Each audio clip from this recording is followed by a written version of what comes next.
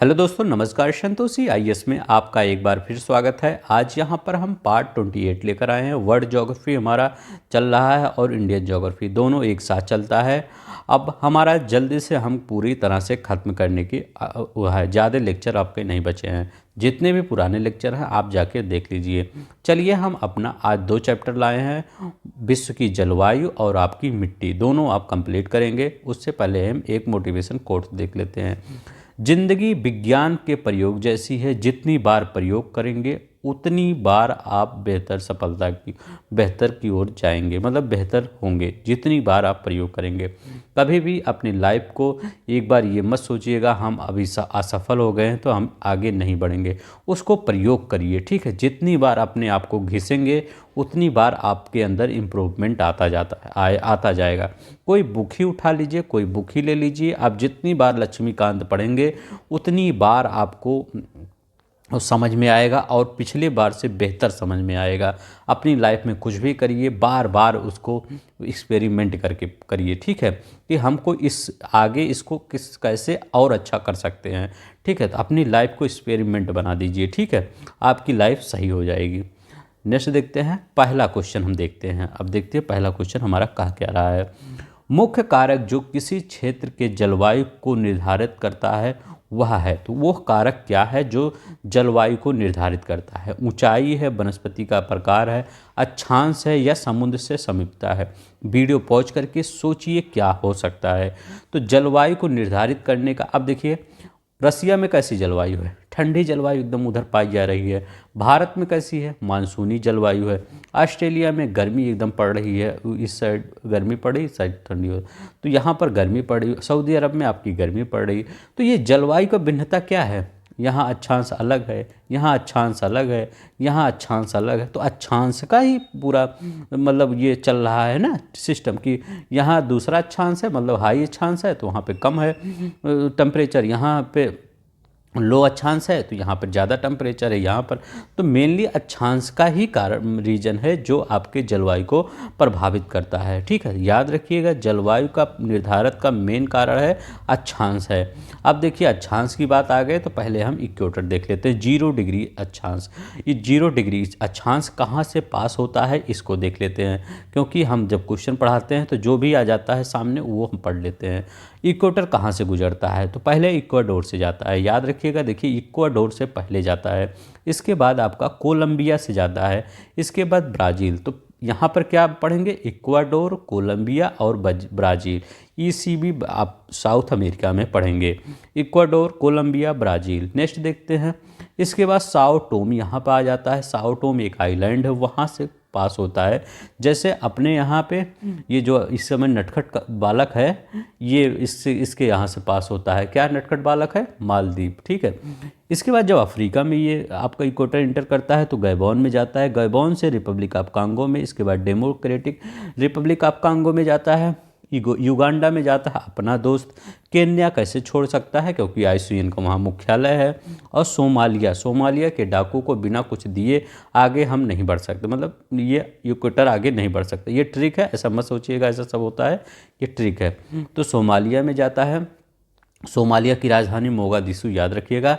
इसके बाद मालदीव में जाता है। मालदीव से इंडोनेशिया से एक जगह और जाता है, किरिबाती। तो ठीक है, किरिबाती में जाता है। इतना आपको याद रखना पड़ेगा, सॉरी। तो आपको अक्षांश जलवायु प्रभावित करता है, ये क्वेश्चन हमने बताया। कहाँ कहाँ से इक्वेटर पास होती है, अक्षांश की बात आया था, हम इक्वेटर को पास कर दिए, ये क्वेश्चन बताया। तो आपका 2 क्वेश्चन यहाँ तैयार हो गया। चलते हैं नेक्स्ट क्वेश्चन। नेक्स्ट क्वेश्चन देख रहे हैं, अलग अलग ऋतुओं में दिन समय और रात्रि समय के विस्तार में भिन्नता का कारण क्या है? कह रहे हैं जो अलग अलग ऋतु आती है, जैसे अब हमारे यहाँ कौन सा ऋतु चल रहा है? हमारे यहाँ ठंडी चल रही है, तो रातें बहुत बड़ी होती है। जैसे चीज़ लगभग 6 बजता है वैसे अंधेरा देखेंगे हो जाता होगा, और सुबह लगभग 6-7 बजे तक अंधेरा ही रहता, लगभग 12-12 घंटे का रात होता जा रहा। अभी 22 दिसंबर आएगा, सबसे बड़ी रात हो जाएगी, ठीक है, हमारे यहाँ। तो यही क्या कारण है, उसका कारण भी होना चाहिए ना कुछ, कि ऐसा क्यों होता है। तो पहला कारण देख लीजिए, हमारी पृथ्वी जो है, मान लीजिए हमारी हरी भरी ये पृथ्वी है, ये हमारी हरी पृथ्वी एकदम सीधे नहीं खड़ी है, ठीक है, थोड़ी सी टिल्ट है, ठीक है, तो थोड़ी सी टिल्ट है, इसका पहला कारण यही है। क्या है? थोड़ी सी टिल्ट है, इसका पहला कारण ये है। दूसरा कारण क्या है? ये सूर्य है, हमारे सूर्य भगवान है। दूसरा ये कारण है कि जो हमारी पृथ्वी है ये सूर्य भगवान के चारों ओर चक्कर लगा रही है।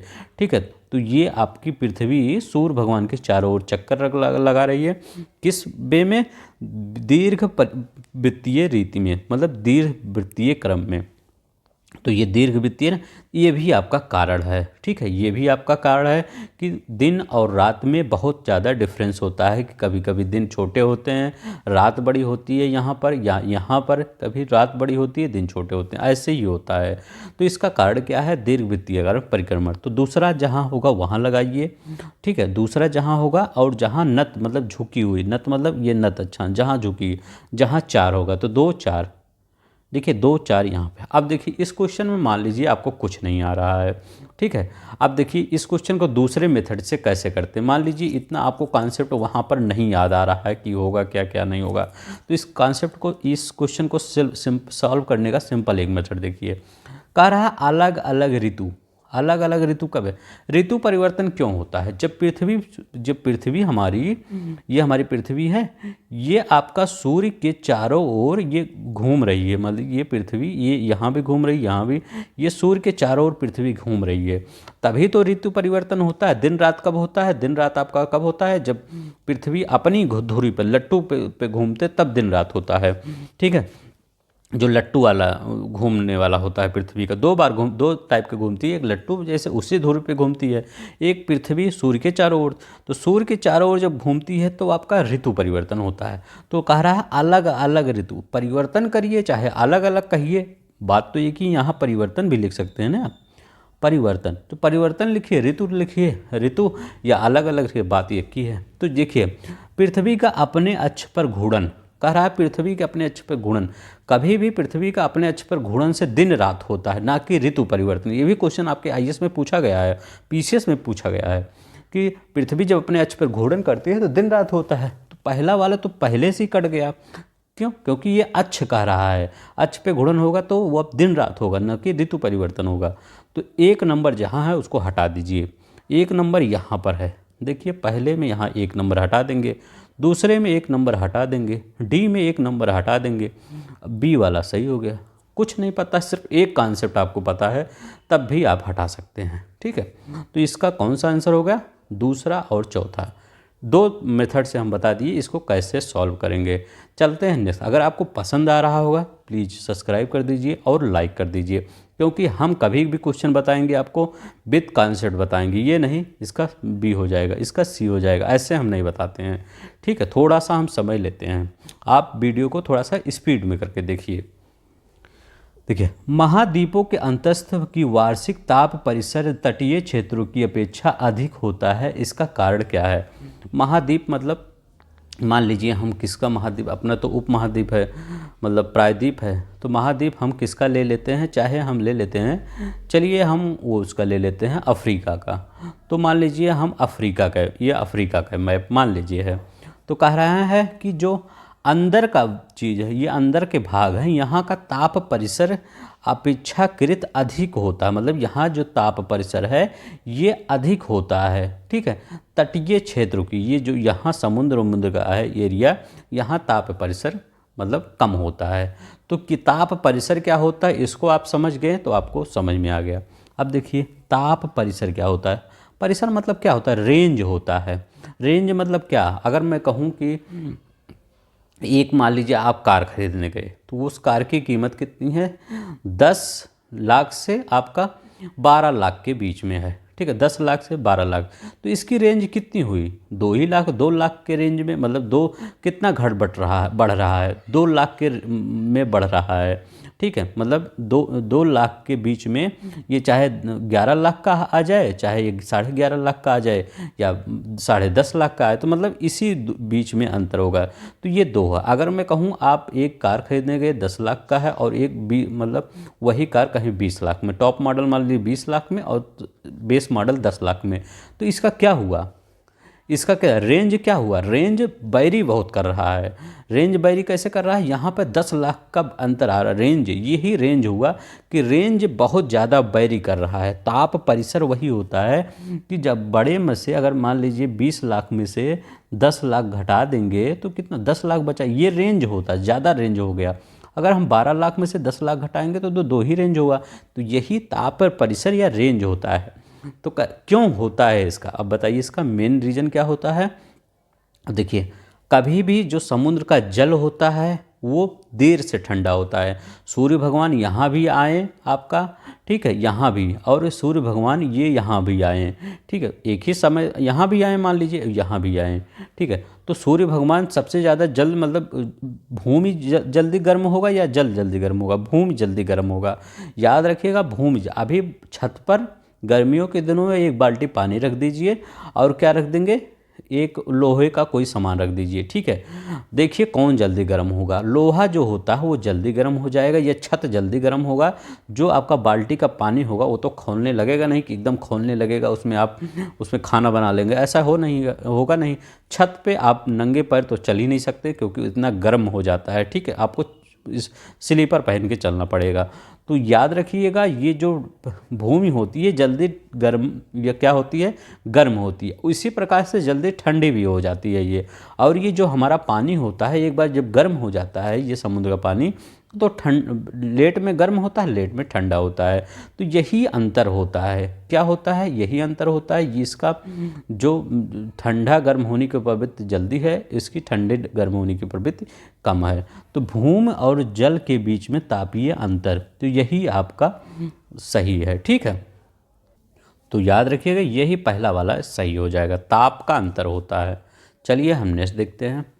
निम्नलिखित में से कौन पृथ्वी के अधिकतम प्रतिशत क्षेत्रफल पर फैला हुआ है, मतलब पृथ्वी के अधिकतम क्षेत्रफल पर कौन सी मतलब प्रदेश फैला हुआ है। तो सबसे ज़्यादा प्रदेश पृथ्वी के क्षेत्रफल पर शुष्क प्रदेश है। याद रखिएगा वह शुष्क प्रदेश है। अब शुष्क प्रदेश से आपका तात्पर्य हो सकता है चाहे वो शीत मरुस्थल, जो शीत मरुस्थल होता है वहाँ भी तो शुष्क ही होता है, वहाँ ठंडी थोड़ी होती है, वहाँ भी शुष्क होता है। और जो गर्म मरुस्थल वो भी शुष्क होता है। तो सबसे ज़्यादा क्या मरुस्थल ही अपने पूरे पृथ्वी पर ज़्यादा है, ऊपर पूरा मरुस्थल, नीचे पूरा मरुस्थल, यहाँ भी पूरा छाया है। कुछ ही तो क्षेत्र हैं जो थोड़ा सा हरे भरे हैं। तो याद रखिएगा शुष्क प्रदेश सबसे ज़्यादा है। नेक्स्ट चलते हैं। भूमध्य रेखा के दोनों ओर ये देखिए यहाँ 5 डिग्री होना चाहिए। 5 डिग्री से 8 डिग्री अक्षांश तक के क्षेत्र वर्ष भर वर्षा होती है। भूमध्य रेखा, भूमध्य रेखा मतलब क्या कर रहे हैं, इक्वेटर से यहाँ से बीच कर रहे हैं। दूसरा क्या कर रहे हैं, उच्च तापमान उच्च आर्द्रता के कारण भूमध्य रेखा के निकट अधिकतर दोपहर को संवहनीय वर्षा होती है। ये मतलब ये कर रहे हैं। तो हाँ, ये दोपहर के टाइप में ज़्यादा वर्षा होती है। कैसे, यहाँ पर सभी जानते होंगे सूर्य भगवान की जो किरणें होती हैं एकदम सीधे पड़ती हैं। 5 डिग्री से 8 डिग्री मतलब इसी इक्वेटर पर, इसी के आसपास के जितने भी क्षेत्र हैं लगभग 10 डिग्री मान सकते हैं। तो यहाँ पर जो आपका सूर्य की किरणें हैं लगभग एकदम सीधे ही पड़ते हैं। लगभग क्या, पूरी तरह से 0 डिग्री पर तो पूरे ही सीधे पड़ते हैं।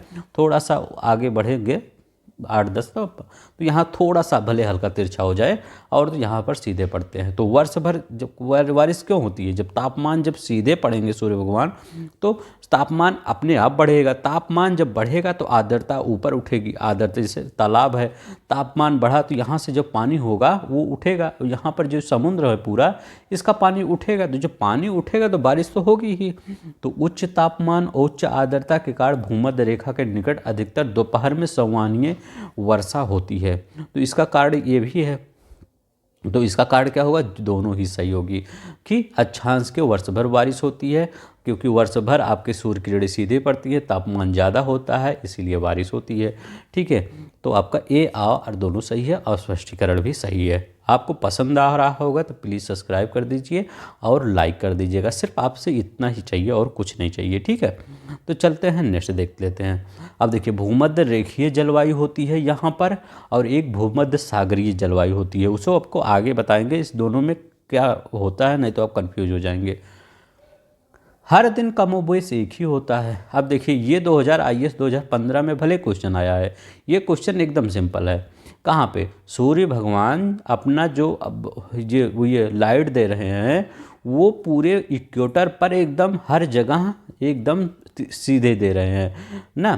तो हर जगह भले यहाँ पर हो सकता है बारिश ठंडी हो, यहाँ पर ये हो सकता है सूर्य भगवान के ये ये किरण के कारण यहाँ तिरछा पड़े, थोड़ा ठंडी बढ़ जाए, तो ऐसे हो सकता है। लेकिन जो आपका रेखा है, ये विषुवत रेखा है, भूमध्य रेखा है, यहाँ पर हमेशा सीधे पड़ते हैं, तो ये हरदम कमोबेश एक ही बना रहेगा। कोई टार्च आप यहाँ दिखाइएगा, एक ही दिखाइए रहे, बंद मत करिएगा, तो वो एकदम सीधे ही दिखेगा, कोई दिक्कत।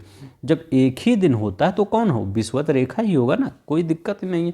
सिर्फ इतना ही पढ़ लीजिए, आपका पूरा आंसर आ जाएगा। हर दिन कमोबेश एक ही होता है, वहाँ सूर्य भगवान हमेशा दिखते ही रहते हैं, ये है। ठीक है, ये नहीं कि अभी हमारा जाड़ा आ गया तो यहाँ पे धूप ही नहीं निकल रही है, ऐसा नहीं होता वहाँ पे।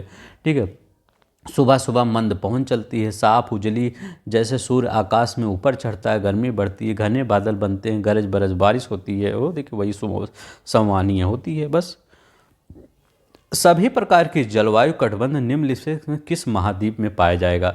वह उसी महाद्वीप में पाया जाएगा जो आपका सबसे अक्षांश में बहुत ऊपर से नीचे ज़्यादा होगा। तो कौन सा होगा आपका? जैसे उत्तरी अमेरिका देखते हैं, इतनी इधर से इतने है, बस इतना। अगर मैं ये लाइन खींचता हूँ, इतना मान लीजिए। दक्षिण अमेरिका कितना है? इतना ही है। ठीक है, क्योंकि जलवायु ऊपर से नीचे ही बढ़ते, अभी पहले ही क्वेश्चन में पढ़े हैं, जितना अक्षांश ऊपर नीचे जाएंगे ऐसे जलवायु चेंज होता जाएगा। अब देखिए अफ्रीका का को तो आधा अफ्रीका तो इसी पे इक्वेटर पे पड़ रहा है, जहाँ पर लगभग मौसम एक ही जैसा बना रहता है। तो ये इधर देख लीजिए, इधर ही रहेगा। अब आपका कौन? एशिया आ गया। एशिया देखिए यहाँ से पूरा जा रहा है, यहाँ इंडोनेशिया लास्ट तक, तो यहाँ से यहाँ तक आधा, जैसे जितना पूरा, ये देखिए इसकी लाइन देखिए, इसकी अगर इसकी लाइन देखते हैं तो दोनों लाइन की लगभग थोड़ा सा ही छोटा ये लाइन है। ठीक है, ये एकदम बराबर ही लगभग है, थोड़ा सा और इधर बढ़ जाएंगे तो ये पूरा बराबर ही हो जाएगा। तो जितना अक्षांश एशिया महाद्वीप जितना अक्षांश कवर करेगा, तो इसी का जलवायु सबसे ज़्यादा चेंज होगा। कहीं पे रसिया में एकदम ठंडा जलवायु होगा, भारत में मानसूनी जलवायु होगा। तो ऐसे ऐसे जलवायु चेंज होगा। कहाँ सबसे ज़्यादा दिया गया है? दक्षिण अमेरिका में इतना है, उत्तरी अमेरिका में। अगर दक्षिण अमेरिका उत्तर अमेरिका एक ही में दिया होता तो भले हम मान सकते थे, लेकिन इतना है, इतना है। ऑस्ट्रेलिया यहाँ तो पूछना, ये छोटा सा इतना कि इसमें क्या ज़्यादा चेंज होगा। एशिया में, तो एशिया आप लगा दीजिए। सिंपल सा क्वेश्चन है, इसमें ज़्यादा टफ नहीं है। अब देखिए ये निम्नलिखित देशों में कौन भूमध्य रेखीय जलवायु के अंतर्गत नहीं पाया जाता? भूमध्य रेखीय जलवायु पूछ रहा है, तो बताइए भूमध्य रेखीय जलवायु के अंतर्गत नहीं पाया जाता। अब देखिए यहाँ पर देखते हैं भूमध्य रेखा पर कौन कौन से ये जो देश दिए हैं, ये है कांगो, गैबोन, इथोपिया, जायरे। अभी हम बताए हैं वहाँ पर, इसीलिए मैं इक्वेटर बताया कहाँ कहाँ से पास होता है। तो कहाँ से पास होता है? हम दोनों कांगो में रहे थे, Republic of Congo, democratic Republic of Congo, Uganda, Kenya और गैबोन। देखिए गैबोन से भी पास होता है, तो यही सब पूछ रहा है। तो गैबोन से पास होता है, तो गैबोन में भूमध्य रेखीय पाया जाएगा। हाँ, कांगो में आपका ये भूमध्य रेखीय जलवायु पाई जाएगी। हाँ, क्योंकि डेमोक्रेटिक रिपब्लिक ऑफ कांगो और रिपब्लिक ऑफ कांगो दोनों में पाया जाता है, तो भूमध्य रेखीय जलवायु पाई जाएगी। जायरे, जायरे मतलब वही कांगो, तो यहाँ भी आपका वही पाया जाएगा भूमध्य रेखीय जलवायु। तो आपका जो इथोपिया है, ये इथोपिया यहाँ नहीं पाया जाएगा। सोमालिया होता पाया। अब देखिए इथोपिया ये ऊपर है और आपका गुजर रहा है ये भूमध्य रेखा। ठीक है, इसके आसपास के जो देश होंगे वो भूमध्य रेखीय जलवायु के अंतर्गत आएंगे। रेखीय याद रखिएगा, सागरीय अलग है। जब भूमध्य सागरीय कहेंगे तो यहाँ जाएंगे।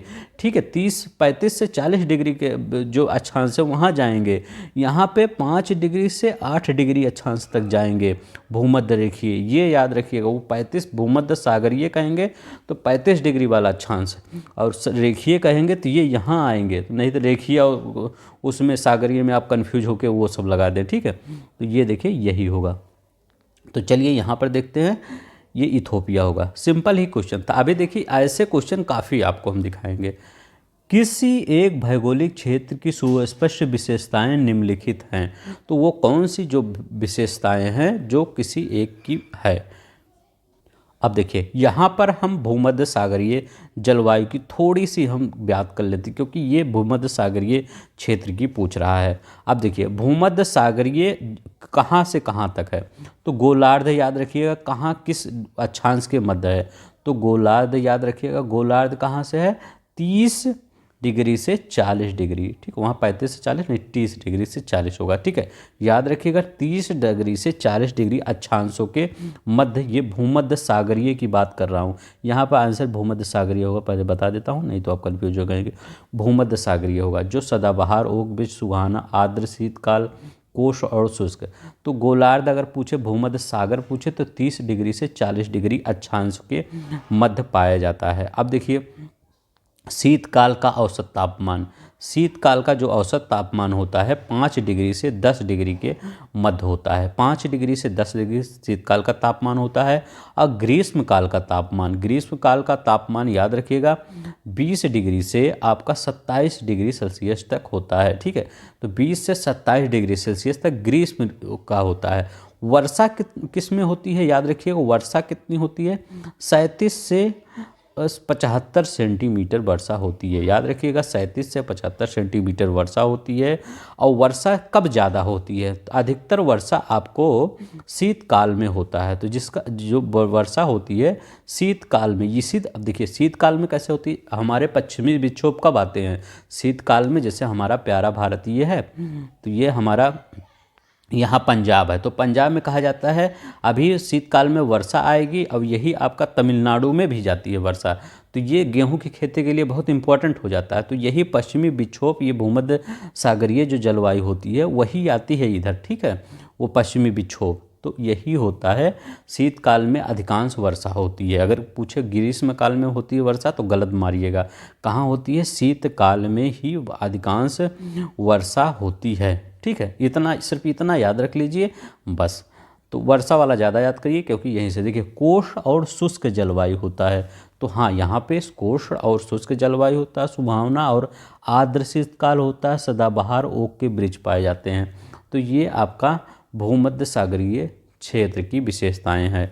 चलिए नेक्स्ट देखें, निम्न में से कौन सा एक उष्णकटिबंधीय सवाना प्रदेश की जलवायु की मुख्य विशेषताएं हैं। सवाना की कह रहा है, तो कौन सी इसमें सवाना प्रदेश की विशेषता है बताइए।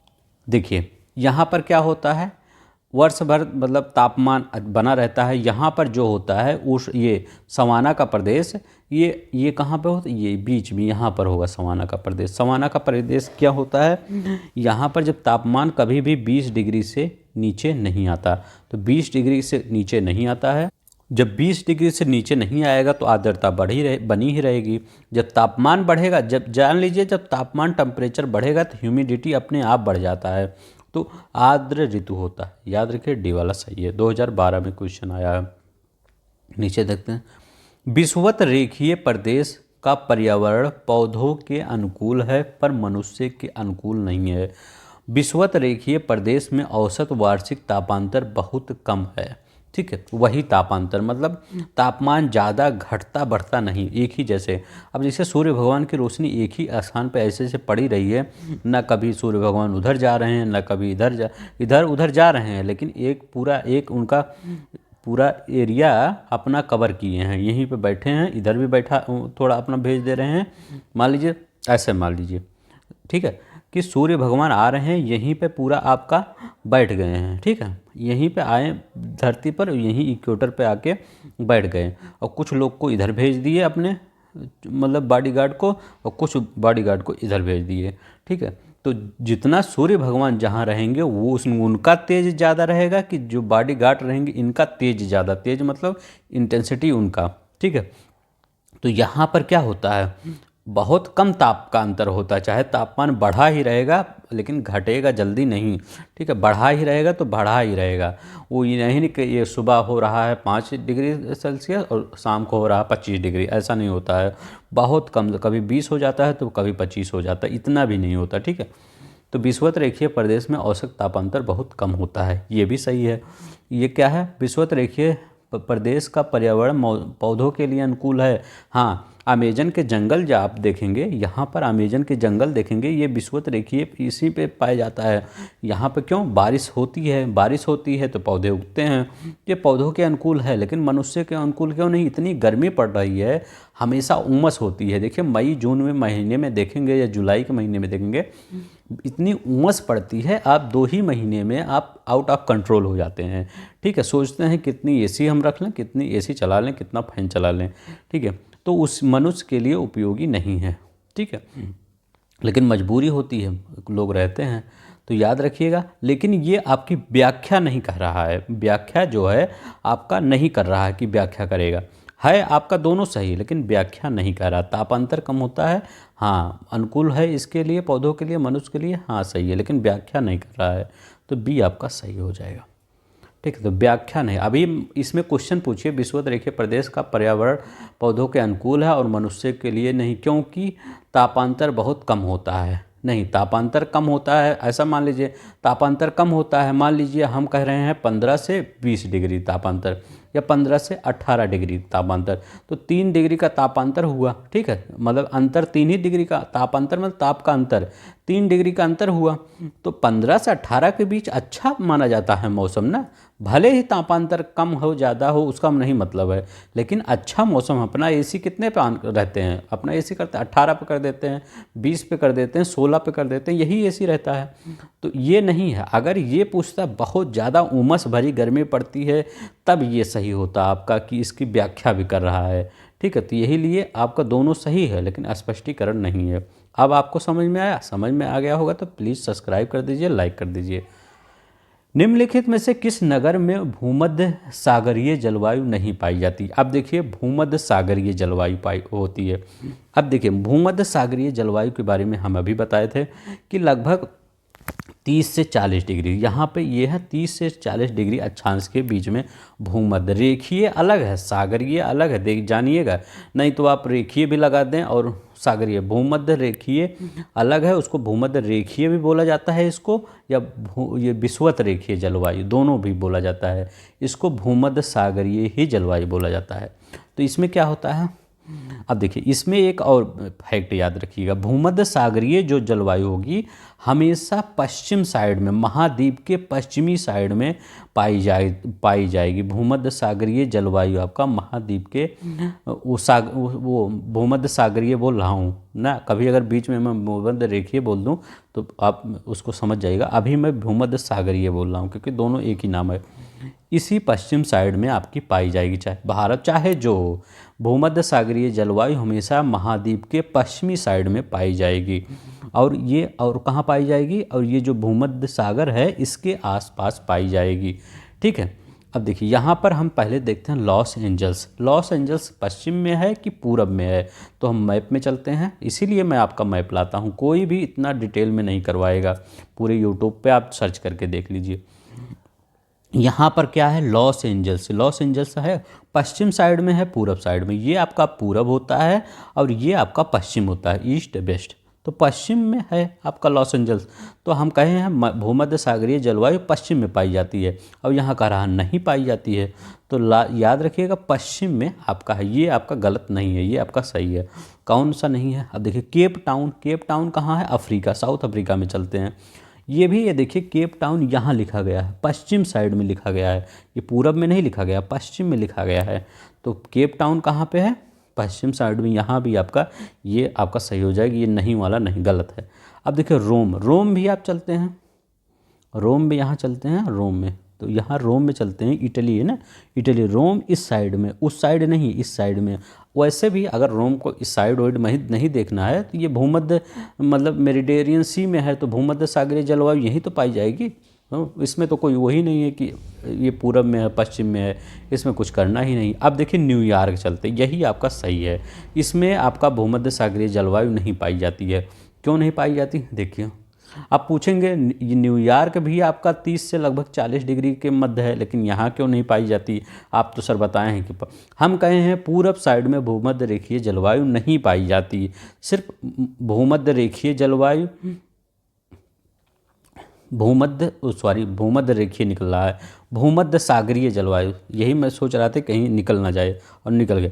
भूमध्य सागरीय जलवायु ईस्ट साइड में नहीं पाई जाती। प्लीज़ उसको आप सही कर लीजिएगा। भूमध्य सागरीय जलवायु पूरब साइड में नहीं पाई जाती, भूमध्य सागरीय जलवायु हमेशा पश्चिम साइड में पाई जाती है। अब देखिए न्यूयॉर्क यहाँ पर है, इसीलिए भूमध्य सागरीय जलवायु यहाँ पाई जाती है। तो आप कहेंगे यहाँ पे 40 तो डिग्री है, 30 से 40 डिग्री में, लेकिन यहाँ पूरब है न्यूयॉर्क, पश्चिम में नहीं है, इसीलिए यहाँ नहीं पाई जाएगी। अब देखिए यही आपका सही होगा। ठीक, ऐसे ही कॉन्सेप्ट के साथ हम सभी वीडियो बनाए हैं, जाके देख लीजिए। जलवायु चरम है, वर्षा कम है, लोग चलवासी पशुचारक हुआ करते थे। ठीक है, तो इसका एक हम ट्रिक बताए थे। क्या ट्रिक बताए थे? कि घास के मैदान में ट्रिक बताए थे कि अमेरिका के घास के मैदान को प्रेरी क्यों कहा जाता है, कि लोग अमेरिका से प्रेयर करते हैं। ठीक है, इसीलिए अमेरिका, नॉर्थ अमेरिका में प्रेरी बोला जाता है। बेल्ट यहाँ पे बोला जाता है साउथ अफ्रीका में। और डाउन्स कहाँ बोला जाता है? ऑस्ट्रेलिया में, क्योंकि यहाँ पे डाउन्स क्षेत्र है ऑस्ट्रेलिया में। यहाँ बीच में मरे डार्लिंग के पास डाउन नीचे धंसा हुआ क्षेत्र है। ठीक है, और बेल्ट यहाँ पे क्यों बोला जाता है? बेल्ट में इसलिए बोला था क्योंकि ये आपका साउथ अफ्रीका मान लीजिए बिल्डिंग किया गया है यहाँ नीचे।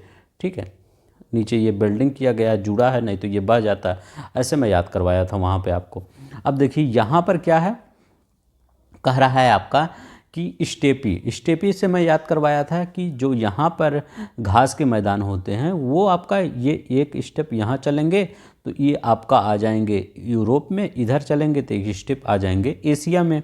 ठीक है, तो यहाँ पर कहाँ पे? मध्य एशिया की ही बात कर रहे हैं ना, ये मध्य एशिया है ना, तो कहाँ है? मध्य एशियाई स्टेप। तो यहाँ पर जलवायु चरम है, वर्षा कम है, लोग चलवासी जलवायु। यही आपका थोड़ा सा स्टेप अगर याद किए होंगे कि थोड़ा सा तो आपका सही हो जाएगा। ठीक है, तो IAS 2013 में अच्छा क्वेश्चन है, मध्य एशियाई स्टेप इसका सही होगा। चलिए नेक्स्ट देखते हैं। निम्नलिखित देशों में किस देश में सर्दियों के मौसम में वर्षा होती है? तो अभी हम पहले क्या बताए हैं कि विषुवत रेखीय जलवायु। ठीक है, जो विषुवत रेखीय जलवायु होती है वहाँ पर क्या होती है? सर्दियों में वर्षा होती है। तो विषुवत सागरीय, वो विषुवत रेखीय कह रहे हैं आपका, वो भूमध्य सागरीय। ठीक है, तो लेकिन यहाँ भूमध्य सागरीय तो दिया नहीं है, सर्दियों में वर्षा होती है। ठीक है, बार बार मेरे से भूमध्य रेखीय विषुवत रेखीय निकल रहा है, उसको कनेक्ट करिएगा। भूमध्य सागरीय जलवायु में, यहाँ पर अगर भूमध्य सागरीय जलवायु पूछा जाए तो यहाँ पर सर्दियों में वर्षा होती है। ठीक है, लेकिन आपका भूमध्य सागरीय तो पूछ नहीं रहा है, आप यहाँ पे ऑप्शन कुछ दिया नहीं कि सर्दियों में वर्षा होती है। तो यहाँ पर चीन दिया, ब्राज़ील दिया, नॉर्वे दिया, नाइजीरिया। तो याद रखिएगा यहाँ पर नॉर्वे जो होता है, नॉर्वे आपका कहाँ पे है? ये देखिए नॉर्वे, तो नॉर्वे आपका यहाँ पे है। नॉर्वे में आपका सर्दियों में वर्षा होती है। ठीक है, नॉर्वे में। और देखिए शायद वही क्वेश्चन दोबारा आ गया, चलते हैं। अब देखिए ये क्वेश्चन, इसमें कह रहे हैं कौन सा मिलान सही है? एक मिलान बताइए जो आपका सही है और आपका सब गलत है। अब देखिए भूमध्य रेखीय जो इक्वेटर के पास पड़ता है, यहाँ पे ऑप्शन है, देखिए यहाँ इक्वेटर भूमध्य रेखीय जलवायु ना, यहाँ पे हमेशा दोपहर के समय बारिश होती है। देखिए पूरा दिन एकदम गर्म, सूर्य भगवान एकदम पूरा गर्म कर देते हैं क्या? वाटर को। इसके बाद टेम्परेचर जब बढ़ता है तो टेम्परेचर बढ़ने के ऊपर आपका ह्यूमिडिटी बढ़ जाती है। इसके बाद दोपहर में संवहनीय वर्षा होती है मध्यमान में। तो याद रखिएगा यही सही है, भूमध्य रेखा के क्षेत्र में गरज चमक के साथ मध्याह्न में वर्षा होती है, यही आपका सही है। अब यहाँ देखिए गलत क्या कर रहा है, मानसूनी सागरीय क्षेत्र, वो भूमध्य सागरीय क्षेत्र। अब भूमध्य सागरीय कह रहा है, यहाँ वाला कह रहा है सागरीय। ठीक है, तो सागरीय कह रहा है, तो यहाँ मैंने आपको क्या बताया, सर्दी में वर्षा, सर्दी में वर्षा है ना, सर्दी में जो वर्षा होती है वो भूमध्य सागरीय क्षेत्र में होती है। अब मानसूनी क्षेत्र वर्षा, अब देखिए आपके यहाँ क्या, पूरे हमारे पूरे इंडिया में मानसूनी क्षेत्र मानसूनी जलवायु पाई जाती है। क्या आपके यहाँ पूरे साल वर्षा ही होती है? नहीं, पूरे साल तो अगर मासे नरम शेर चेंदा पूजी वहाँ पर भी छोड़ दिए, वहाँ भी पूरे साल नहीं होती। तो पूरे साल पूरा हमेशा बारिश तो होती नहीं है, वैसे भी ये गलत हो गया। मरुस्थलीय क्षेत्र, क्या मरुस्थल में जाड़े में वर्षा होती है? जाइए राजस्थान में आप देखिए जाड़े में वर्षा होती है? नहीं। तो आपका कौन सा सही होगा? यही सही होगा। भूमध्य सागरीय कह दिए इटली वाला, तो वहाँ पर सर्दी में वर्षा होती है, ये याद रखिएगा। कई क्वेश्चन अभी इसी से बनेंगे। निम्नलिखित में एक सुमेलित है, बताइए निम्नलिखित में एक कौन सा सुमेलित है? आर्द्र शीत ऋतु, जो आर्द्र शीत ऋतु है वो शुष्क ग्रीष्म ऋतु, या आर्द्र शुष्क ऋतु और शुष्क ग्रीष्म ऋतु। तो याद रखिए आर्द्र शुष्क ऋतु और शुष्क ग्रीष्म ऋतु, तो ये इटली है। हाँ, एकदम सही है आपका। आर्द्र शीत ऋतु और शुष्क ग्रीष्म ऋतु ये इटली की विशेषता है।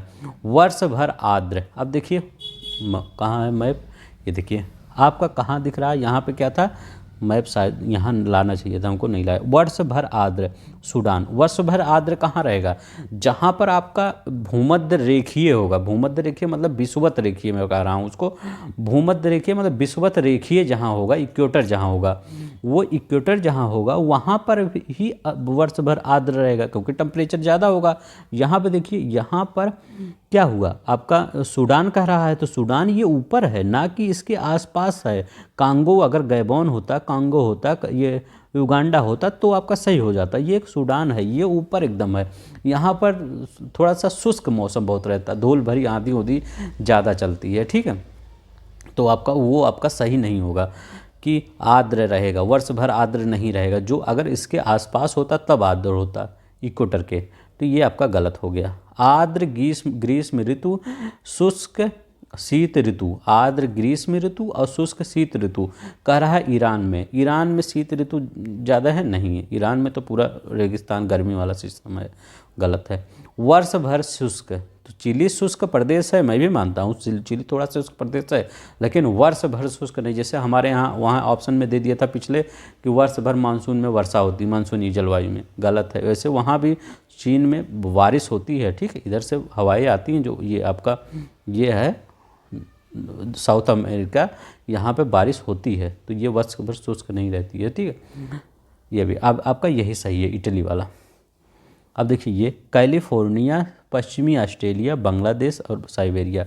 अब बताइए, यहाँ पे मानसूनी लिखा गया, लिख देता हूँ मानसूनी जलवायु। अब देखिए बांग्लादेश, पहले जब भारत डिवाइड नहीं था 1947 के पहले, तो क्या हुआ, अपना पूरा बांग्लादेश ये सब तो अपना ही था, पाकिस्तान। तो जब भारत की मानसूनी जलवायु होगी तो क्या बांग्लादेश की अलग जलवायु हो जाएगी। भारत ये सब राजनीति मैप चेंज हो सकता है, लेकिन ज्योग्राफी नहीं चेंज हो सकता। ज्योग्राफी वही रहती, जो भगवान ने बना दिया है, जो भगवान ने मौसम दे दिया है, वही मौसम हो जाएगा। ये नहीं कि कोई क्रांति करके यहाँ मौसम गर्मी वाला या बारिश वाला कर दें, ऐसा नहीं हो सकता। तो बांग्लादेश क्या है आपका, ये उष्णकटिबंधीय मानसूनी है। तो याद रखिएगा बांग्लादेश कौन सा, उष्णकटिबंधीय मानसूनी। अब क्या हुआ, मानसूनी अपना भी प्यारा देश था भारत, मानसूनी तो बांग्लादेश भी हो गया, ठीक है। अब देखिए यहाँ पर कैलिफोर्निया, तो कैलिफोर्निया कहाँ है, कैलिफोर्निया आपके यूनाइटेड स्टेट के इसके इसी साइड में है, पश्चिम साइड में, ना कि पूरब साइड में है। तो पश्चिम साइड में है तो वो भूमध्य सागरीय जलवायु होगा ना, तो इसका ये हो जाएगा। अब देखिए पश्चिमी ऑस्ट्रेलिया और साइबेरिया, जो पश्चिमी ऑस्ट्रेलिया और साइबेरिया, तो आप जब साइबेरिया दिमाग में आ जाता होगा ठंडा चीज़ आ जाता होगा, तो शीत आ गया। और इसके बाद आपका पश्चिमी ऑस्ट्रेलिया, ये उष्ण मरुस्थल। तो याद रखिएगा जो ऑस्ट्रेलिया का ये वाला सब पूरा पार्ट है, ये तो सही है क्योंकि यहाँ पर हरियाली है, नदी बहती है, ये सब। लेकिन जो इस साइड वाले पार्ट हैं, पूरा इस साइड वाला पार्ट है, ये सब पूरा मरुस्थल है, ठीक है। तो पश्चिमी ऑस्ट्रेलिया मरुस्थल है, ऐसा मतलब पश्चिम साइड मरुस्थल ही होता है।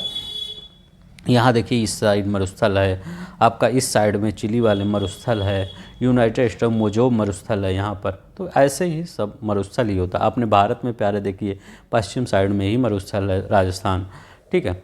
तो पश्चिमी ऑस्ट्रेलिया मरुस्थल, देखिए सिंपल ही क्वेश्चन था, मतलब ज़्यादा टफ नहीं था। अब यहाँ पर देखिए क्या कर रहा है भूमध्यवर्ती क्षेत्रों में वर्ष 4 ऋतुओं में विभाजित की जाती है। भूमध्य सागरीय क्षेत्र में गर्मियों में अधिक वर्षा होती है। अब देखिए ये IS 2002 में आया है। अभी हम पीछे आपको क्या बताए हैं कि जो भूमध्य सागरीय है, इटली वाला जो क्षेत्र है, ये इटली वाला क्षेत्र है। इटली वाले क्षेत्र में आपका क्या होता है कि सर्दियों में, मतलब इटली वाला क्षेत्र मत कहिए, मैं तो इटली देश है इसीलिए नाम ले दिया। भूमध्य सागरीय क्षेत्रों में क्या होता है आपका, सर्दियों में वर्षा होती है। और यहाँ क्या कह रहा है, भूमध्य सागरीय क्षेत्र में गर्मियों में अधिक वर्षा होती है। तो ये आपका पहले ही गलत कर दिया। अब जहाँ दो है उसको काट दीजिए, दो कहाँ है, यहाँ है, काट दीजिए, दो यहाँ है, काट दीजिए, दो यहाँ है, काट दीजिए। देखिए आपका आंसर मिल गया 3, और इसका डी ही आंसर है।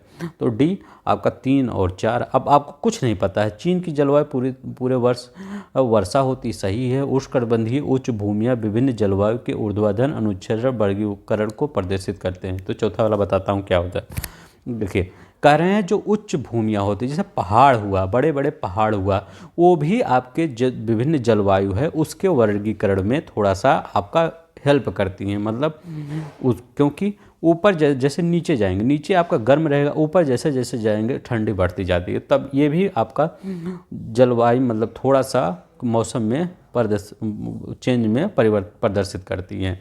ठीक है, तो उष्णकटिबंधीय उच्च भूमियाँ विभिन्न जलवायु के ऊर्ध्वाधर अनुच्छेद वर्गीकरण को प्रदर्शित करती है। ये भी सही है, तीसरा भी सही है। कुछ नहीं आ रहा, एक एलिमिनेट कर दीजिए, आपका सही हो जाएगा। भूमध्य सागरीय प्रदेशों में जाड़े में वर्षा होती है। जाड़े में यहाँ पछुआ हवाएं चलती है। याद रखिएगा क्या कह रहा है कि जो भूमध्य सागरीय प्रदेशों में जाड़े में वर्षा होती है। हाँ अभी हम बताएं यहाँ पे, तो इसीलिए ऑप्शन एलिमिनेट किए थे, यहाँ गर्मी में दिया था। अब यहाँ पे कह रहा है जाड़े में वर्षा होती है। हाँ जाड़े में यहाँ पछुआ हवाएं चलती है। तो हाँ जाड़े में आपका पछुआ हवाएं चलती है, क्योंकि हमारे प्यारे भारत में, याद रखिएगा प्यारे भारत में, सॉरी ये सही नहीं बन पाया है, ये आपका हम मिटा देते हैं।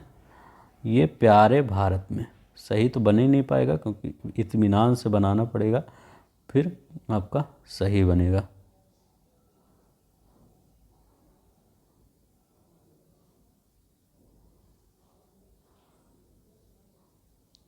ये ठीक है, तो ये देखिए, मान लीजिए आप जैसे बना है वैसे जान लीजिए।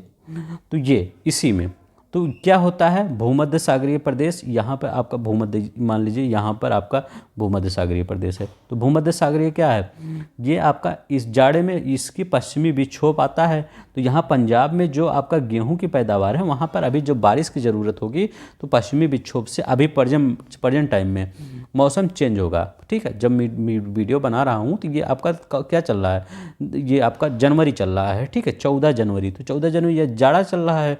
तो जाड़े में क्या होता है, बारिश होती है। तो जाड़े में बारिश होती है, तो यहाँ भी होती है, हमारे तमिलनाडु में भी होती है आके।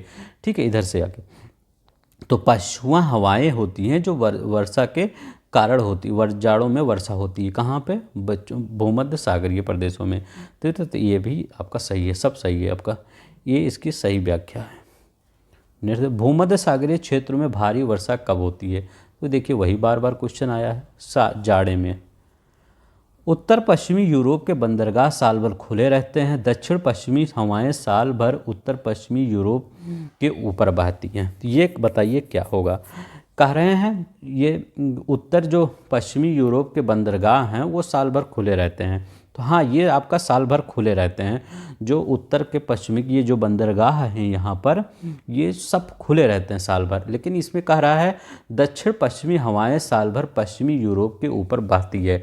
ये तो आपका सही है, दक्षिण पश्चिमी, जैसे मान लीजिए ये यूरोप है, तो ये दक्षिण पश्चिमी हवाएं जो हैं साल भर उत्तर पश्चिमी यूरोप के ऊपर बहती हैं, ये आपका सही है। लेकिन ये बंदरगाह खुले हैं, इससे ये गलत है। क्योंकि बंदरगाह जानते हैं किसे, जो गर्म धाराएं हैं, मतलब करंट, हॉट करंट है और वार्म करंट है, और ये कोल्ड करंट होता है। तो जो वार्म करंट होता है, जैसे आपका गल्फ स्ट्रीम हो गया, ठीक है, इस सब से आपका क्या हुआ, ये जो हवाएं होती, ये बंदरगाह होते हैं, यहाँ पर बर्फ़ नहीं जम पाता। ठीक है, तो बर्फ़ नहीं जम पाता, तो आराम से आपका जो ये जहाज़ होती हैं, बड़ी बड़ी शिप होती हैं, वो आवाजाही उनके आसान रहती है। तो याद रखिए ये हवाओं के कारण नहीं खुले रहते बंदरगाह, ये गर्म धाराओं के कारण खुले रहते हैं। तो ये भी आपका सही है, ये भी सही है, लेकिन इसका एक्सप्लेनेशन गलत है। कैसे आप इसको पहचानेंगे, कैसे एक्सप्लेनेशन गलत है। मैं आपसे एक क्वेश्चन करता हूँ, बताइए उत्तर पश्चिम यूरोप के बंदरगाह साल भर क्यों खुले रहते हैं। तो आप कहेंगे हवाएं साल भर चलती हैं उत्तर पश्चिम यूरोप की ओर। मैं कहूँगा नहीं, आपका एक नंबर कट गया, आपका गलत है। क्या होता है इसका रीज़न होता है गर्म हवाएं, वो गर्म जलधाराएं होती हैं, उसके कारण खुले रहते हैं। तो ये सही है। हाँ आप बता जो रहे हैं वो दूसरा होता है। तो मैं ये आपको बताऊंगा कि वो दक्षिण पश्चिम हवाएं चलती हैं, ये तो अलग सिस्टम है। ये दूसरा है। तो इसका आपका दोनों सही लेकिन व्याख्या गलत है। आपका ए आर दोनों सही लेकिन सही व्याख्या नहीं है। निम्नलिखित जलवायु में कौन दाब पेटियों के स्थानांतरण से संबंधित है? तो याद रखिएगा, भूमध्य सागरीय जलवायु और मानसूनी जलवायु। इसका दाब पेटी वाला कॉन्सेप्ट थोड़ा सा लंबा है, कम से कम उसमें अभी मैं 25 मिनट लूँगा तब बता पाऊँगा। तो इतना याद रख लीजिए, कभी मुझसे जब एनसीईआरटी पूरा डिटेल में पढ़ाऊँगा आपका ज्योग्राफी मैं सिर्फ आपको एनसीईआरटी पढ़ाने वाला हूँ जी। पूरा डिटेल में पेपर ख़त्म होने के बाद आपका आरओ और पीसीएस प्री ख़त्म होने के बाद आपका ज्योग्राफी होगा। इसको पूरे मैं डिटेल में पढ़ाऊँगा। आईएएस लेवल का भी जो आप ये सब दीजिए, आईएएस लेवल की जब तैयारी करेंगे उसमें पूरे डिटेल में पढ़ाऊँगा, ठीक है। तो आप मेरे से बने रहिए, आपको हर एक कॉन्सेप्ट मैं समझा दूँगा। तो इसका याद रख लीजिए 2 और 3 होगा, ठीक है। तो इसका 2 और 3 होगा। मैं आपसे माफ़ी मांगता हूँ, मैं आपको ये दाब पेटी वाला कॉन्सेप्ट नहीं बता पाया हूँ, ठीक है, क्योंकि इसका कॉन्सेप्ट थोड़ा सा बड़ा होगा। तो चलिए, ये 2 और 3 भूमध्य सागरीय जलवायु और मानसूनी जलवायु 2 और 3 याद रख लीजिएगा। जायरे से नीदरलैंड जाते समय किन जलवायु प्रदेशों का सही क्रम क्या है? आप देखिए कितना सिंपल क्वेश्चन है, आप एकदम सिंपल कर देंगे क्वेश्चन। अब देखिए, पहले जायरे कहाँ है? कांगो वाला ये वाला क्षेत्र देखिए। पहले यहाँ पे कौन सी जलवायु? यहाँ पर भूमध्य रेखीय आएगा ना, सागरीय तो आएगा नहीं। तो यहाँ रेखीय लिख देता हूँ मैं। इसके बाद यहाँ जायरे से नीदरलैंड कह रहा है। इसके बाद रेखीय जलवायु भूमध्य रेखीय, तो भूमध्य सागरीय, यहाँ सागरीय आ जाएगा, इटली के पास वाला, यहाँ सागरीय। तो पहले यहाँ जायरे से कह रहा था ना, कांगो मतलब इधर जायरे वाला। तो जायरे से जब हम चलेंगे तो पहले रेखीय आएगा फिर सागरीय आएगा। तो पहले एक आएगा, तो एक लिख देते हैं पहले। इसके बाद फिर सागरीय आएगा, ठीक है। रेखीय के बाद सागरीय आएगा। तो सागरीय आएगा, लेकिन सागरीय के बीच में भी कौन सा आएगा? एक बार अभी हम तो रेखीय और सागरीय में मैं सोच रहा था थोड़ा सा भटकूँ मत, मैं तो रेखीय को सागरीय बोल दूँ, सागरीय को रेखीय बोल दूँ, क्योंकि ये अभी मैं बीच बीच में कहीं सागरीय रेखीय हो सकता है बोल दिया, उसके लिए सॉरी। अब देखिए, लेकिन मैंने सही बोला है जहाँ तक सही है।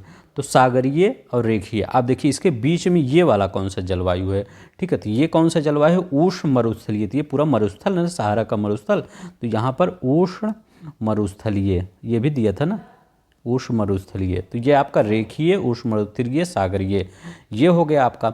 अब इसके बाद यहाँ पे कौन सी जलवायु आएगी? यहाँ कौन दिया? पश्चिमी यूरोपीय जलवायु। तो यहाँ पश्चिमी यूरोपीय जलवायु। अब देखिए नीदरलैंड के पास पश्चिमी यूरोपीय जलवायु, जहाँ पर आपका क्या होगा? 4 लास्ट में, क्योंकि नीदरलैंड आपको अगर पता होगा तो यूरोप में है। तो यूरोप जहाँ आ जाएगा वहाँ पर तो ये 4 किस में है? इसमें है, इसमें है, ऐसे ही इसको काट दीजिए। अब देखिए पहला क्या है? भूमध्य रेखीय है, तो पहले यही आएगा। तो ये तो एकदम सिंपल सवाल है, ठीक है, एकदम सिंपल। रेखीय आएगा, उष्ण मरुस्थलीय आएगा, सागरीय आएगा, फिर पश्चिमी यूरोपीय जलवायु आ जाएगी। तो पहले ये आ जाएगा, फिर ये दूसरा, ये तीसरा वाला आ जाएगा, फिर आपका ये दूसरा वाला आ जाएगा, ये आपका, फिर ये लास्ट में आ जाएगा चौथा। 1 3 2 4, ठीक है। आपको समझ में आ गया ये क्वेश्चन? समझ में आ गया होगा तो प्लीज़ लाइक कर दीजिए, सब्सक्राइब कर दीजिए चैनल को। संसार का आर्द्रतम स्थान कौन सा है? बताइए, संसार का आर्द्रतम स्थान कौन सा है? तो याद रखिएगा मासीरनरम, ये भारत में है। मासीरनरम ये आर्द्रतम मतलब क्या? बारिश जहाँ ज़्यादा हो रही है या टेम्परेचर ज़्यादा, इससे बारिश हो रही है, आर्द्रता होगी ही। विश्व का सबसे ठंडा स्थान कौन सा है? विश्व का सबसे ठंडा स्थान कौन सा है? याद रखिएगा। तो यहाँ पर बरखोयांश दिया है, आपको पता होगा बरखोयांश। लेकिन 21 जुलाई 1983 में एक स्थान और ढूंढ लिया गया कि इससे भी ज़्यादा बरखोयांश में कितना तापमान न्यूनतम रिकॉर्ड किया गया? -67.8 डिग्री। तो ये 1983 में नहीं रिकॉर्ड किया गया, याद रखिए। यहाँ 1933 में रिकॉर्ड किया गया था बरखोयांश का। 1983 में बोस्टोक है। आप पूछेंगे ये बोस्टोक कहाँ है?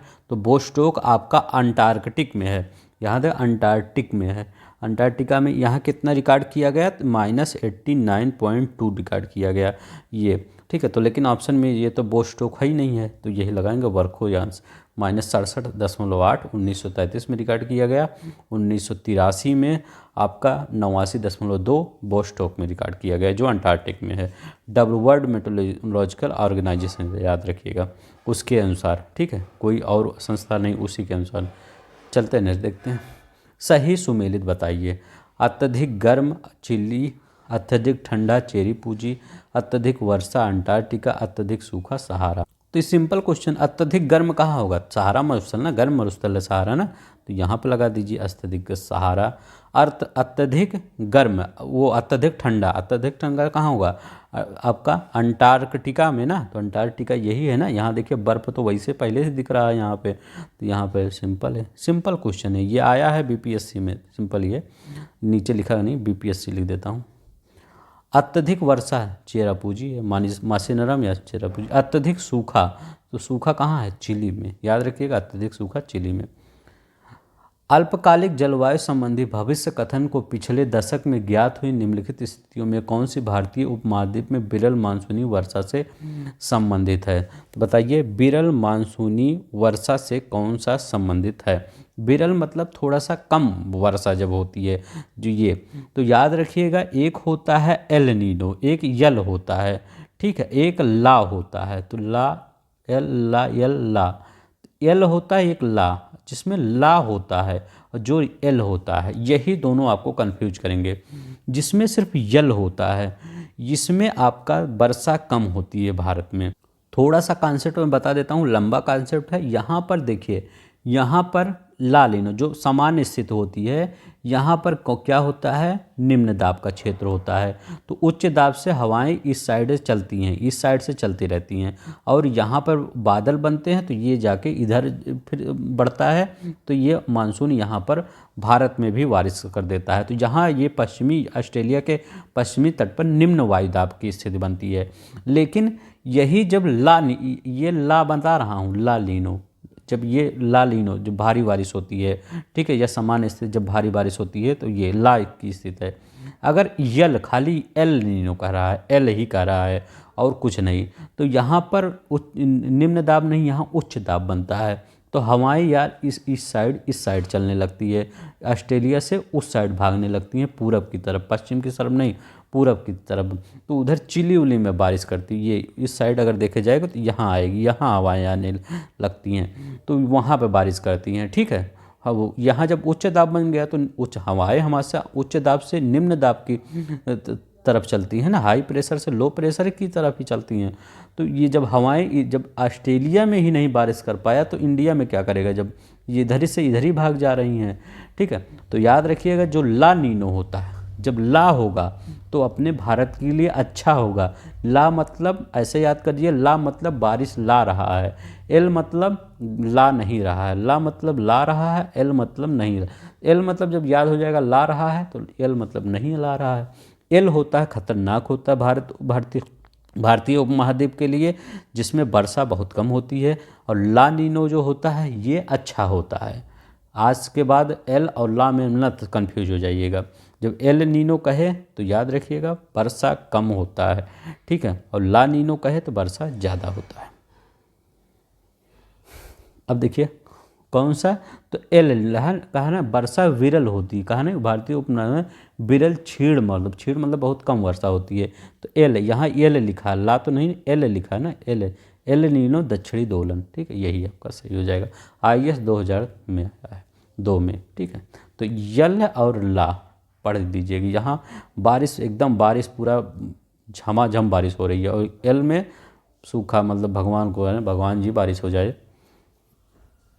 एल नीनो बताते, तो ये कहाँ बनता है? अभी हम बताए थे, ये देखिए, ये आपका प्रशांत महासागर है। ये यहाँ पर, ये जब हम बता रहे थे कि यहीं पर आपका निम्न वायुदाब बनता है, तभी ला नीनो आता है, और जब उच्च दाब बनता है तो एल नीनो आता है, तो इधर जाता है हवा एल नीनो में। तो ये क्या है, पैसिफिक ओशियन लिखा गया है ना, तो यहाँ पर आपका क्या है, एल नीनो बनता है कहाँ, प्रशांत महासागर में। याद रखिएगा, प्रशांत महासागर में बनता है। 2015 का क्वेश्चन आया है, ठीक है।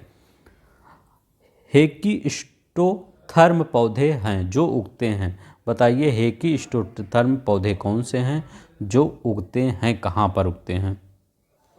तो ये पौधे होते हैं जो बहुत कम तापमान पर उगते हैं। तो बहुत कम तापमान पर, या सी होगा, प्रकाश नहीं, ठीक है, बहुत कम ताप पर उगते हैं। इसमें कौन कौन से, जैसे ये टुंड्रा प्रदेश में, अल्पाइन प्रदेश में ये पौधे आते हैं, ठीक है। तो हेकोस्टोथर्म पौधे ये बहुत कम ताप पर उगते हैं। वो लोअर पीस 2013 में आया है, हो सकता है पूछ ले, याद रखिएगा, इंपॉर्टेंट रखिएगा। हेकिस्टोथर्म बहुत कम तापमान में, ठीक है। वनस्पति जलवायु का सही सूचक है, या कथन किसका है? तो मतलब कथन बता रहा है किसका है, तो ये कोपेन का कथन है। तो इसमें फैक्ट है, इसमें कुछ बताना नहीं है। फैक्ट किसका है? कोपेन का। निम्नलिखित में किस क्षेत्र में भूमध्य सागरीय जलवायु प्रचलित नहीं है? तो बताइए कहाँ पर भूमध्य सागरीय जलवायु प्रचलित नहीं है। अब पहले देखते हैं मध्य चिली में। भूमध्य सागरीय पूछ रहा, भूमध्य सागरीय मतलब महाद्वीपों के पश्चिमी साइड में। तो चिली कहाँ है? पश्चिमी में है कि उत्तरी पूर्वी में है? तो चिली पश्चिम में साइड में है ना, यहीं पर है ना, तो चिली नाम आ गया, चिली यहाँ पर है। अब देखते हैं एडिलेड, तो ये ऑस्ट्रेलिया में है एडिलेड, ये भी आपका पश्चिमी साइड में पड़ता है एडिलेड। अब देखिए केप टाउन यहाँ देखते हैं, ये आपका पश्चिमी साइड में पड़ता है केप टाउन। और यहाँ पंपाज कहाँ पे है? ब्राज़ील में। ये देखिए पंपाज यहाँ पड़ेगा, तो ये पूर्व साइड में हो गया, तो यहाँ पर आपका पंपाज सही हो जाएगा। याद रखिएगा पंपाज यहाँ पर आपका सही हो जाएगा। नेक्स्ट देखते हैं। अब देखिए मिट्टी के क्वेश्चन आ गए हैं। कह रहा है विभिन्न प्रकार की मिट्टियों में जल धारण की क्षमता का घटता क्रम क्या होगा? मतलब किसमें जल धारण मतलब सबसे ज़्यादा पाया जाएगा, इसके बाद पाया जाएगा। तो याद रखिए क्ले मिट्टी होती है, क्ले मिट्टी, इसमें जल धारण सबसे ज़्यादा होता है। इसके बाद गाद मिट्टी, सिल्ट वाली जो होती है, सही सिल्ट, इसमें होता है। इसके बाद बालू में, ठीक है, तो बालू में इसके बाद जल धारण क्षमता। तो याद रखिएगा क्ले मृत्तिका इसको बोला जाता है, मृत्तिका, ठीक है। तो मृत्तिका में, फिर गाद में, फिर बालू में। तो याद रखिए गाद में, मृत्तिका, बालू में, यही होगा। ROR 2017 में आया है। किस मिट्टी में केसिका कैपिलरी सबसे अधिक प्रभावी होता है? किस मिट्टी में केसिका कैपिलरी सबसे ज़्यादा प्रभावित होता है? याद रखिएगा ये आपका चिकनी मिट्टी में होता है। चिकनी मिट्टी में केसिका कैपिलरी सबसे अधिक प्रभावित होती है। और किस में सबसे कम होती है? बलुई मिट्टी में। तो बलुई मिट्टी में कैपिलरी, केसिका कैपिलरी क्या, ये आपका पेड़ पौधा लगा है, नीचे पानी है, अगर चिकनी मिट्टी होगी तो पानी ऊपर पहुंच जाएगा। बलुई मिट्टी में सबसे कम, मतलब यहाँ पर पेड़ लगा देंगे तो आपका पानी बहुत रेयर केस में पहुँचेगा ऊपर, ठीक है। तो ये बलुई मिट्टी में, ठीक है, सबसे कम होता है, ये ज़्यादा होता है। तो ये आपका यही वाला सही हो जाएगा। मृदा संरक्षण का प्रक्रम है जिसमें क्या होता है? बताइए वह क्या होता है? मृदा को नुकसान से सुरक्षित किया जाता है। तो मृदा प्रक्रम वही होता है जिसमें मृदा को मतलब सॉइल कंजर्वेशन होता है, ठीक है, मृदा को नुकसान से सुरक्षित किया जाता है। यहाँ पर फैक्ट ज़्यादा हैं। तो टेरा रोसा का प्राकृतिक विकास उस भूभाग में होता है जिसमें क्या होता है? टेरा रोसा का प्रारूपिक विकास, प्राकृतिक नहीं, प्रारूपिक विकास तो किस में होता है? चूना पत्थर होता है। तो जिसमें चूना पत्थर होता है वही टेरा रोसा का प्राकृतिक मतलब विकास होता है भूभाग। चूना पत्थर और आपका ये चट्टानों के अपक्षय से होता है यार टेरा, याद रखिएगा। नेक्स्ट देखते हैं। ये क्वेश्चन देखते हैं। कारा मृदा विक्षालन बड़ी समस्या है। तो मृदा विक्षालन मतलब जो मिट्टी का कट के आपका बहकर चला जाता है, वो कहाँ पर होता है? तो जहाँ वर्षा होगी वहीं पे ज़्यादा मृदा विक्षालन होगा। मतलब का जहाँ बहुत ज़्यादा वर्षा होगी, मान लीजिए ये मिट्टी है और बारिश हुई, बारिश से ये बह के चला गया आपका, चाहे समुद्र में चला गया, चाहे नदी में चला गया, कहीं भी। तो कहाँ की बहुत बड़ी समस्या है? तो ये उष्णकटिबंधीय वर्षा वनों की समस्या है। याद रखिएगा उष्णकटिबंधीय जहाँ वर्षा ज़्यादा होगी वहीं विक्षालन जब सबसे ज़्यादा होगा। चलिए नेक्स्ट देखते हैं। हैलोफाइट अच्छी वृद्धि करते हैं। तो हैलोफाइट कहाँ पे अच्छी वृद्धि करते हैं? तो हैलोफाइट याद रखिएगा हमेशा क्षारीय मिट्टी में अच्छी वृद्धि करते हैं, या लवणीय जिसको मिट्टी कहते हैं, उसी से ये बना ही है। तो हैलोफाइट वही वृद्धि करने, सिंपल ही क्वेश्चन है, ज़्यादा टफ नहीं है, ठीक है। तो हैलोफाइट कहाँ वृद्धि करते हैं, याद रखिएगा, क्षारीय मिट्टी में वृद्धि करते हैं। निम्नलिखित में से कौन से मृदा में नाइट्रोजन को बढ़ाता है, तो बताइए मृदा में नाइट्रोजन को कौन बढ़ाएगा। पहला कह रहा है जंतुओं द्वारा यूरिया का उत्सर्जन जो होता है ये बढ़ाता है, मनुष्य द्वारा कोयले को जलाना ये बढ़ाता है, वनस्पति की मृत्यु। तो नाइट्रोजन कौन बढ़ाएगा। अब देखिए मनुष्य द्वारा कोयले को अगर ये जलाते हैं तो इसका क्या इफेक्ट, इसका मतलब मुझे लगता नहीं है कोई से पड़ेगा। तो दो जहाँ है उसको काट दीजिए। अब बचा वनस्पतियों की मृत्यु, हाँ तीसरा हो सकता है, क्यों, क्योंकि नाइट्रोजन क्या होता है, नाइट्रोजन सबसे ज़्यादा दलहनी फसलों से मिल जाता है ये मृदा को, और वनस्पति जो उसमें सड़ गल जाते हैं वहाँ से भी नाइट्रोजन हल्के फुल्के मिल जाते हैं। तो तीसरा हमारा एकदम सही है। तो देखिए तीसरा यहाँ है, अब एक तो लाना ही पड़ेगा क्योंकि तीसरा यहाँ पे है तो एक भी आ जाएगा। तो यही आपका जंतुओं द्वारा यूरिया का उत्सर्जन जो होता है उससे भी होता है, ठीक है, नाइट्रोजन बढ़ता है। अगर आपको ये नहीं पता तो इसी से लगा सकते हैं। तो 1 और 3 आपका ये सही हो जाएगा। चलते हैं नेक्स्ट देखते हैं। मिट्टी की प्रजातियों में मृत्तिका अधिकतम जल धारण करती है। जो अभी हम कहे हैं कि मृत्तिका अधिकतम जल धारण करती है, अभी हम पहले ही बताए थे कि सबसे ज़्यादा कौन सा जल धारण करता है। तो सबसे ज़्यादा मैं पहले लिख देता हूँ मृत्तिका, जिसको आपको क्ले कहते हैं। तो मृत्तिका इससे बनता है मृत्तिका, इसको क्ले कहते हैं। ये सबसे ज़्यादा जल धारण करती है। इसके बाद गाद होता है, इसके बाद बालू होता है, ठीक है। ये आपका जल धारण करते हैं मृत्तिका में, इसके बाद गाद, इसके बाद बालू। अब देखिए यहाँ कह रहा है सब मृत्तिका अधिकतम जल धारण करती है, तो हाँ सही है। कह रहा है मृत्तिका में रंध्राक्रास बड़े आकार के पाए जाते हैं, क्योंकि मृदा में रंध्राक्रास सब बड़े आकार में पाए जाते हैं, इनका कहने का मतलब है। तो इसमें बड़े आकार के नहीं पाए जाते। अगर इसे बड़े आकार के पाए जाएंगे तो जल धारण कैसे कर पाएंगे, वो एकदम छोटे छोटे व्यास को, उसके लिए द्रांश एक छोटे छोटे होते हैं ऐसे। तो ये जो वाटर होता है इसको ज़्यादा धारण कर लेती है, ये वाटर को ये जब बड़ा ज़्यादा होगा इसको धारण नहीं कर पाएगी उतना, क्योंकि ये मतलब जब ये एकदम नज़दीक नज़दीक बॉन्डिंग रहेगी तो ये ज़्यादा अपना जल धारण कर लेंगी। अगर ये एक यहाँ है एक यहाँ है, बहुत दूर दूर है, तो उतना जल धारण नहीं कर पाएंगी, ठीक है।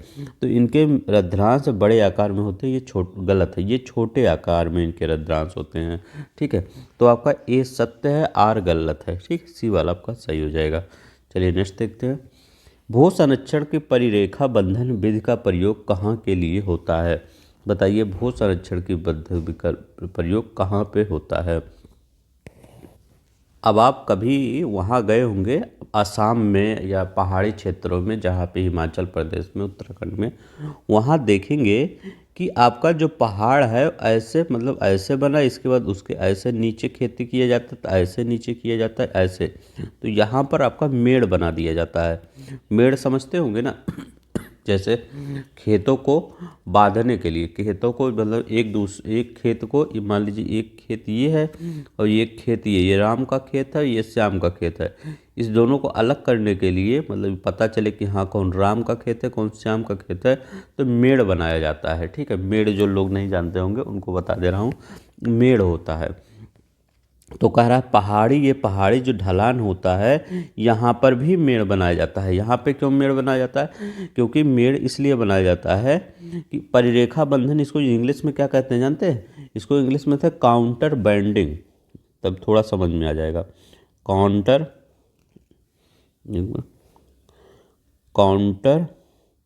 बैंडिंग, इसको इंग्लिश में कहते हैं काउंटर बैंडिंग। अब काउंटर बैंडिंग क्या होता है, यही होता है जो पहाड़ी ढलानों पर मेड़ बनाए जाते हैं। क्यों मेड़ बनाए, क्योंकि जब बारिश हो, आपका बारिश हो, तो ये मिट्टी या फसल कुछ भी हो बह के नीचे, क्योंकि एकदम गुरुत्वाकर्षण बल बहुत तेजी से भागे ना, ढलान होती है, तो ये जो पानी है तेज़ी से बहकर ना जाए, थोड़ा सा इस पे बैरियर का काम करे ताकि बच जाए खेतों की फसल और मिट्टी बच जाए, इसीलिए इसका प्रयोग किया जाता है। कहाँ पे किया जाता है, ये पहाड़ी क्षेत्रों पे किया जाता है। तो याद रखिएगा पहाड़ी क्षेत्र कहीं है, परबल पवन, पवन हटा पवन नहीं है, नदी प्रवाह के सनिकट बाढ़ग्रस्त होने पर समतल मैदान, ये देखिए मैदान दिख रहा है, ये भी नहीं होगा। अपेक्षा से बढ़कर फैलने की संभावना युक्त गुल्म भूमि, ये भी गलत है।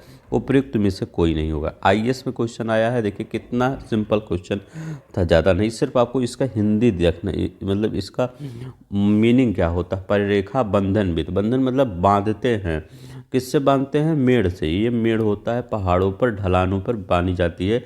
जैसे आप देखे होंगे, कभी कहीं गए होंगे तो वहाँ पर देखे होंगे, ठीक है। मैं अक्सर उत्तराखंड जाता रहता हूँ तो वहाँ पर मुझे दिख जाता है, ठीक है। जो जब पहाड़े पे चढ़ते हैं तो वहाँ पर दिख जाता है, लोग उसी पहाड़ पे ही मेड़ थोड़ा थोड़ा बना के जाते हैं, ठीक है। तो याद रखिएगा, ये आपका उपयुक्त में से कोई नहीं है। सूची 1 सूची 2 को सुमेलित कीजिए, नीचे दिए गए कोड का उपयोग करके सही उत्तर दीजिए। अब बताइए यहाँ पर आपका कौन है। मिट्टी है, जलवायु प्रदेश दिए हैं, तो मिट्टी और जलवायु प्रदेश में मिलान करना है कौन। अब देखिए यहाँ पर आप एक ही, यहाँ मान लीजिए आपको तीनों नहीं पता है, ठीक है, लेकिन लेटराइट आपको, लेटराइट कहाँ होता है, उष्ण और आर्द्र में होता है। इसका मैंने वो नहीं लाया है, नहीं तो आपका यही डी वाला तीसरा दिया था, और डी वाला जो तीसरा दिया था तो वो आप सही कर देते, नीचे नहीं लाया हूँ। आरएएस में क्वेश्चन आया है। अब देखिए ये तो हो गया, लेटराइट उष्ण और आर्द्र क्षेत्रों में होता है। पौड जल कहाँ होता है, याद रखिएगा, पौड जल आपका समशीतोष्ण प्रदेशों में होता है। पौड जल समशीतोष्ण। चेरनोजम कहाँ होता है, याद रखिएगा, सम चेरनोजम, तो ये स्टेपी प्रदेशों में होता है। समशीतोष्ण शीत स्टेपी प्रदेशों में चेरनोजम होता है, ठीक है। तो चेरनोजम से ऐसे याद करिएगा, यूक्रेन में चेरनोजम है ना, वहाँ पे जो न्यूक्लियर पावर रिएक्टर से, इसी से याद होंगे आप इसका, ये मतलब स्थान तो यूक्रेन में ही, तो उधर जहाँ यूक्रेन है साइड, कहीं मैप है, नहीं मैप तो नहीं है, वहाँ पर आपका उसी साइड में स्टेपी प्रकार की घास पाई जाती है। तो चेरनोजम वो न्यूक्लियर प्लांट याद कर लीजिएगा दिमाग में, और अगर शीत स्टेपी दिए रहे तो उसको लगा दीजिएगा, ठीक है। ये क्योंकि फैक्ट है, इसको याद करना ही पड़ेगा। स्पॉटजोल्स जो बच्चा आर्द्र शीत समशीतोष्ण, ठीक है। तो स्पॉटजोल आर्द्र शीत समशीतोष्ण। केचुआ खेती के लिए अच्छा नहीं होता है, ये तो एकदम गलत है, तो बच्चों वाला क्वेश्चन है, ठीक है। केचुआ खेती के लिए अच्छा होता है। केचुए मिट्टी के महीन कणों में परिवर्तित कर इसको नरम बनाते हैं, तो ये तो सही कर रहा है, तो ये गलत है और आर सही है। तो आपका कौन सा सही होगा, डी वाला सही होगा। ए आपका गलत है, आर सही है। ये तो सिंपल ही क्वेश्चन, इसमें कुछ देखना नहीं है, ठीक है। निम्नलिखित कौन मृदा से संबंधित है, बताइए मृदा से संबंधित आपका कौन है। तो मृदा से संबंधित आपको कौन है, तो इस ईडेफिक आपको मृदा से संबंधित, ये क्या होता है ईडेफिक, मृदा के संरचना और घटकों को ईडोफिक कहा जाता है, ठीक है। ईडेफिक मृदा के संरचना और घटनाओं को ईडेफिक कहा जाता है, ठीक है। यहाँ देखिए क्रम में व्यवस्थित कीजिए, कौन मतलब पहले किसका हो, किस मिट्टी का उद्भव, फिर किस मिट्टी का, फिर किस मिट्टी का। तो याद रखिएगा पटपरा का कब हुआ, तो ये याद रखिएगा मध्य पूरा पाषाण काल, तो मध्य पूरा पाषाण काल में हुआ। पाषाण काल में इस किसका हुआ, पटपरा का हुआ। खेतौड़ी का गठन कब हुआ, मतलब खेतौड़ी, ये नव पाषाण काल में, नव पाषाण काल में इसी का गठन हुआ, खेतौड़ी का गठन हुआ नव पाषाण काल में, या लघु पाषाण काल दिया रहे। बघोर का हुआ उत्तर पूरा पाषाण काल में, उत्तर पूरा पाषाण काल में। ये आईएएस पीसीएस में आया है, इसको आईएएस में वाले ने भी पूछा, आईएएस वालों ने भी पूछा है, इसको पीसीएस वालों ने भी पूछा है।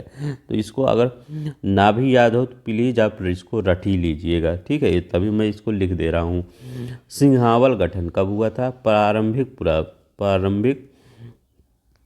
पूरा पाषाण काल।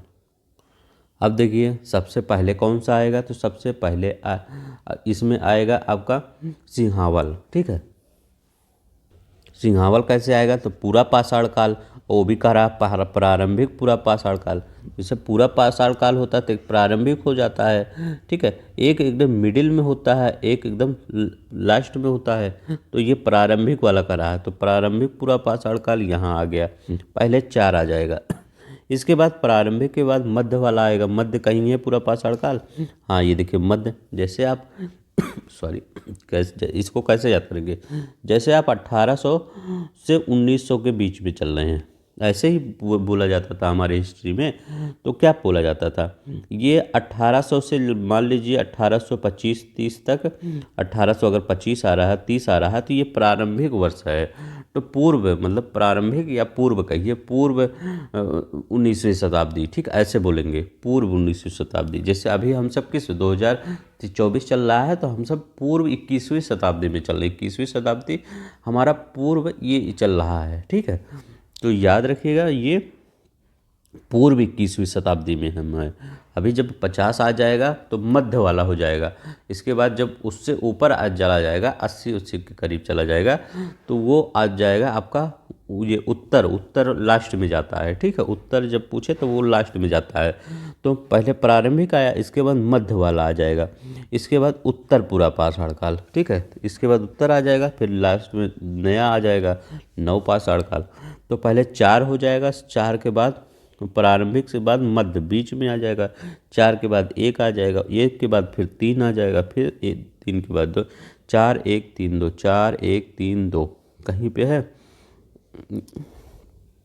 तो आपका यहाँ पे यहीं पे दिख रहा है 4 1 3 2, देखो ये कितना सिंपल क्वेश्चन। तो आप ये भी याद रखिएगा, प्रारंभिक में सिंहावल आया है, सिंहावल का गठन हुआ है प्रारंभिक में सिंहावल, सिंहावल के बाद पटपरा का गठन हुआ है, सिंहावल के बाद पटपरा का गठन हुआ। मैं इसको क्यों बता रहा हूँ, क्योंकि ये 2 बार पूछा है यही क्वेश्चन, एकदम सेम टू सेम। सिंहावल के बाद पटपरा का गठन हुआ है, पटपरा के बाद आपका कौन सा गठन हुआ है, इसका बघोर का गठन हुआ है, और खेतौड़ी का लास्ट में गठन हुआ है, ठीक है। खेतौड़ी लास्ट में खेती, जब आप सब कुछ से छुट्टी पा जाते हैं इसके बाद मतलब आप हर चीज़ काम कर लेते हैं तो इसके बाद आप चले जाते हैं खेती करने। तो खेती याद रखिएगा, खेतौड़ी से खेती लास्ट में हुआ है। तो सिंहावल, इसके बाद पटपरा, बघोर, खेतौड़ी, सिंहावल पटपरा सिंहावल हो गया। इसके बाद आपका पटपरा एसपी, आप एसपी बनेंगे ना, अभी आइए पीसीएस निकालेंगे जब आप, तो एसपी तो बनेंगे ही ना, आईएएस पीसीएस निकालेंगे तो एसपी रैंक की आएगी आपकी, मतलब आपके पीछे से कई लोग रहेंगे, ठीक। तो वही, तो एसपी हो गया एसपी। इसके बाद बघौर, एसपी बी और के, तो आप एसपी बी के खेतौनी, तो याद रखिए एस पी बी के, ठीक है। अब ऐसे बताया हूँ, अब याद ही रखिएगा, चाहे ये याद रखिएगा एस पी बी के, ठीक है। एस पी याद रखेंगे तभी वहाँ आपका सही हो जाएगा, ठीक है। भौगोलिक अपर्दन चक्र की संकल्पना निम्न में से किसने प्रस्तुत की, तो भौगोलिक अपर्दन चक्र की संकल्पना किसने प्रस्तुत की ये आपको बताना है। तो ये फैक्ट है WM डेविस ने, ठीक है, याद रखिएगा WM डेविस ने भौगोलिक अपर्दन चक्र की संकल्पना पेश की। किसकी, भौगोलिक अपर्दन चक्र की संकल्पना WM डेविस ने। चलिए नहीं देखते हैं, बस इतना ही आज के लिए था। तो आज के लिए बस इतना ही। अगर आपको पसंद आया होगा मेरा वीडियो तो प्लीज़ आप सब्सक्राइब कर दीजिए, वीडियो लाइक कर देंगे। आप सब ये कमेंट करते हैं कि हम वर्ल्ड ज्योग्राफी नहीं कंप्लीट करेंगे, हम वर्ल्ड ज्योग्राफी भी कंप्लीट करेंगे और मॉडर्न हिस्ट्री भी कंप्लीट करेंगे। जितना हमने ले लिया है उसको हम कंप्लीट करके ही रहेंगे, ठीक है। तो अभी हमारा एक वीडियो आएगा, मतलब 1 ही 2 दिन में आ जाएगा, आपका यूपी स्पेशल का वीडियो आएगा। यूपी स्पेशल में हम मैप के थ्रू सब करवाएंगे। अभी जनगणना हम पहले लेंगे, जनगणना को काफ़ी बच्चे मैसेज किए थे सर जनगणना करवा दीजिए, तो हम सिर्फ उसको मैप पे ही डिनोट करके बता देंगे, ठीक है। सभी लोग तो जुड़ जाइए, 1 ही 2 दिन में आ जाएगा। तो धन्यवाद, नमस्कार, जय हिंद, जय भारत।